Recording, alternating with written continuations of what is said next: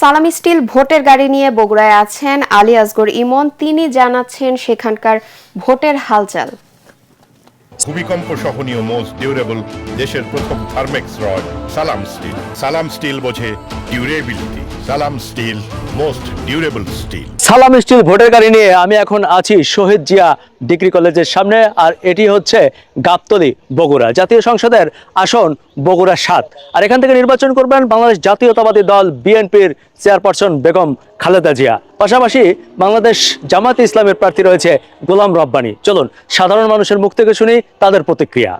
জনপ্রিয় নেত্রী, আপসীন নেত্রী, এবং তিনি ভোট করছেন আমাদের এলাকায়। আমরা খুবই আনন্দিত এবং আমরা অপেক্ষায় আছি কবে ভোটটা সুন্দরভাবে একটা পরিবেশের মধ্যে সেই ভোটটা অনুষ্ঠিত হোক, এই অপেক্ষায় আছি আমরা, গোটা দেশ সহ আমাদের এই এলাকার জনগণ। 12ই ফেব্রুয়ারি যে ভোটটা হবে, আমরা আশা করছি যে এটা উৎসব মুখর একটা সুন্দর ভোট, যেটা বাংলাদেশের ইতিহাসে এত সুন্দর ভোট হয়নি, এটা আমরা প্রত্যাশা করছি। বগুড়ার এই আসনের জনগণ সবাই প্রায় একটি কথাই বারবার বলছিল, গত 17 বছর যাবৎ এখানকার মানুষ বিভিন্ন সুযোগ সুবিধা থেকে বঞ্চিত এবং অবহেলিত।